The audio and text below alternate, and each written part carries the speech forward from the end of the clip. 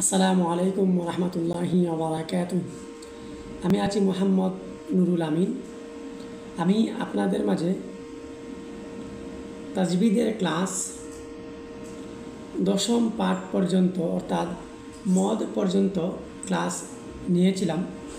তো আজকে আমি আপনাদের মাঝে একাদশ পাঠ থেকে অর্থাৎ কলকলা এর ক্লাস ইনশাল্লাহ আপনাদের মাঝে এই ভিডিওর মধ্যে জানিয়ে দেব।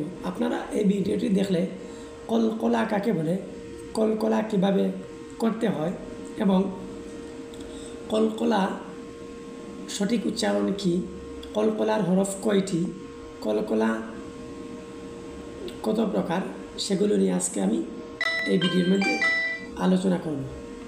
তো শুরুতেই আমি আপনাদেরকে দেখিয়ে দিই, যারা এই চ্যানেলটি সাবস্ক্রাইব করেননি তারা এই চ্যানেলটি সাবস্ক্রাইব এখনই করে নিন।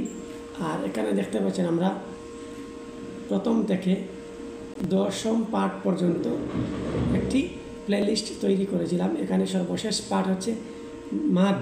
আজকে আমরা 11তম পাঠ অর্থাৎ কলকলা থেকে আমরা এই ক্লাসটি শুরু করতে যাচ্ছি। তো আপনারা সবাই ধৈর্য ধরে সাথে থাকবেন এবং এই ক্লাসটি মনোযোগ দিয়ে করবেন, তাহলে আপনারা কোরআন মাজিদ সহি শুদ্ধ করে শেখার জন্য আপনারা কলকলা শিখে নিতে পারবেন। তো এখানে দেখতে পাচ্ছেন কলকলা হচ্ছে 27তম পৃষ্ঠায়। তো আমি 27তম পৃষ্ঠায় যদি আপনাদেরকে নিয়ে যাই তাহলে আজকে আমরা কলকলা পেয়ে যাব। কলকলা শব্দের অর্থ হচ্ছে গম্ভীরভাবে পড়া বা সামান্য ধাক্কা দিয়ে পড়া অথবা একটু নাড়া দেওয়া। নাড়াচাড়া করা নয়, নাড়া দেওয়া। নাড়াচাড়া বলতে কিন্তু বেশি হয়ে যায়, শুধুমাত্র নাড়া দেওয়া। তো যেমন আলিফ বা জবর আব, এটা কিন্তু নাড়া দেওয়া হয় নাই। তো আলিফ বা জবর আব যদি পড়েন তাহলে কিন্তু নাড়া দেওয়াটা হয়েছে। তো আব পড়লেন, এটাই হচ্ছে কলকলার সঠিক উচ্চারণ। আর আব পড়লেন, এটা কিন্তু কলকলা হয় নাই। তাহলে আজকে আমরা জানতে চাচ্ছি কলকলার হরফ কয়টি। শুরুতেই আপনাকে জানতে হবে যে কলকলার হরফ কয়টি। তো কলকলার হরফ হচ্ছে 5টি। এখনই আপনারা খাতার মধ্যে লিখে নিন যে কলকলার হরফ হচ্ছে কয়টি, 5টি। তো এখানে দেখতে পাচ্ছেন কী কী, কাফ, তোয়া, বা, জিম এবং ডাল। এই 5টাই হচ্ছে কি কলকলার হরফ।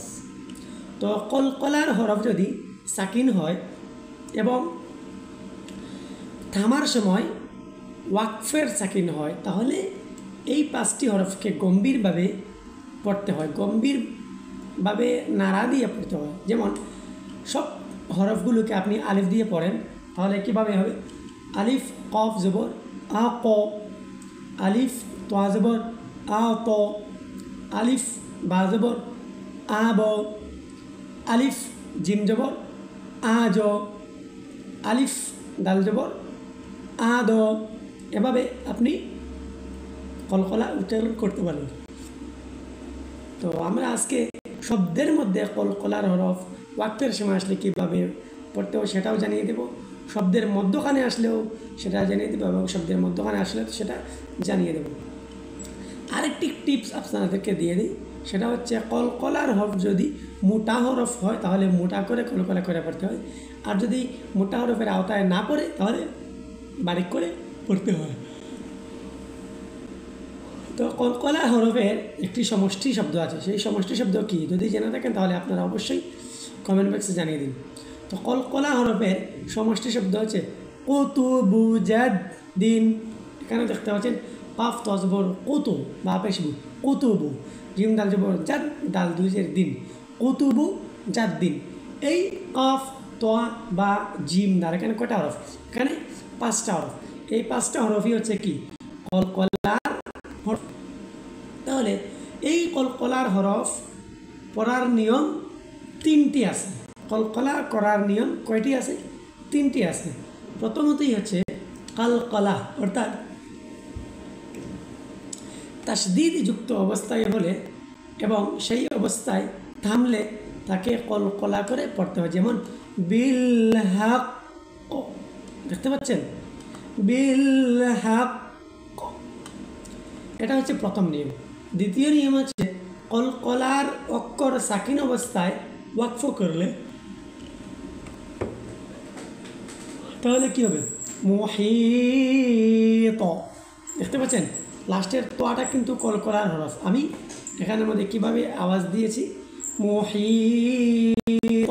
এটা হচ্ছে 2 নম্বর নিয়ম। 3 নম্বর নিয়ম হচ্ছে কলকলার অক্ষর যদি সাকিন হয় এবং উপর ওয়াকফ করে মিলিয়ে পড়লে আপনার কীভাবে পড়তে হয়? ইয়াজমাউ।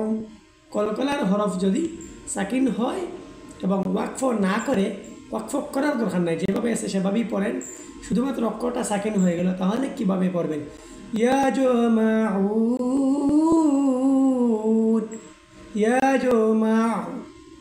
আপনি এই জিমের জায়গায় বা আনুন, ইয়াবমাউ, দাল আনুন, ইয়াদমাউ। শুধুমাত্র এই যে একটা নাড়া দিবেন, আদ আজ, এইভাবেই পড়াকে কলকলা বলে। এখন আপনার কাছে প্রশ্ন রইল, কলকলার হরফ কয়টি? উত্তর হচ্ছে 5টি। কি কি? কাফ, তোয়া, বা, জিম এবং ডাল। এই 5টা হরফ যদি সাকিন হয় তাহলে পড়ার সময় একটু নাড়া দিয়ে পড়তে হয়, গম্ভীরভাবে আওয়াজ করে পড়তে হয়, তাহাকে কলকলা বলে। এবং ওয়াকফের সময় যদি সাকিন অবস্থায় আসে তাহলেও ঠিক একই রকম আওয়াজ দিয়ে পড়তে হয়। আর যদি ওয়াকফের সময় তাসদিদ অবস্থায় আসে তাহলেও একটু কলকলা পড়তে হয়। যেমন বিল হক, মুহিত, তারপর ইয়াজমাউ, ইয়াজমাউ। এভাবেই আপনারা কলকলার হরফ ইনশাল্লাহ আপনারা পড়ে নেবেন। এখানে আমি একাদশ পাঠ কলকলার এই পাঠটি আমি ভিজিবল করেছি, আপনারা স্ক্রিনশট নিয়ে রেখে দেবেন। তারপর উল্লিখিত নিয়মে প্রথম দুটিতে কলকলা ভালোভাবে করতে হয়। 3 নম্বর নিয়মে কলকলা অপেক্ষাকৃত কম হয়। মানে উপরের 2 নিয়মে অর্থাৎ থামার সময় কলকলাগুলো ভালো করেই আদায় করতে হয়, এবং 3 নম্বরের যে কলকলার নিয়মটা আছে সেটাকে একটু নরমভাবে পড়লে ইনশাল্লাহ হয়ে যাবে। তো আজকে আমরা শিখলাম কলকলা কাকে বলে। এখন আমরা কলকলার অনুশীলনের মধ্যে এখানের মধ্যে দেখতে পাচ্ছেন কলকলা কাকে বলে। আপনার কাছে আমার প্রশ্ন, কলকলা কাকে বলে? হ্যাঁ, কলকলা তাহাকেই বলে কলকলার হরফ 5টি ওয়াকফের সময় যদি অথবা থামার সময় যদি সাকিন হয় তাহলে ওই হরফকে একটু ধাক্কা দিয়ে অথবা গম্ভীরভাবে আওয়াজ করে পড়াকেই কলকলা বলে। আপনার কাছে আমার প্রশ্ন রইল, কলকলার হরফ কয়টি? অর্থাৎ হুরুফে কলকলা কয়টি? কলকলার হরফ 5টি। কাফ, তোয়া, বা, জিম এবং দাল, এই 5টি হচ্ছে কলকলার হরফ। কলকলা কয়ভাবে পড়া যায়? 3 ভাবে পড়া যায়। প্রথমত হচ্ছে তামার সময় যদি তাসদিদ হয়, দ্বিতীয়ত হচ্ছে তামার সময় যদি সাকিন হয়, তৃতীয়ত হচ্ছে তেলাওয়াত করার সময় যদি মধ্যখানে যে কোনো হরফটা সাকিন হয় তাহলে কলকলা করে পড়তে হয়। কলকলার হরফ পড়ার নিয়ম জানলাম। আপনাদের একটা বাড়ির কাজ দিয়ে দিই। এখানে দেখতে পাচ্ছেন ওয়ালাম ইউলাদ, এখানে দেখতে পাচ্ছেন দাল কলকলা হবে। এটা আপনারা ভালো করে পড়ে নেবেন, বাড়ির কাজ। তারপরে ওয়ামা কাসাব, এই শব্দের মধ্যে কোন হরফের মধ্যে কলকলা সেটা আপনারা কমেন্ট বক্সে জানিয়ে দেবেন।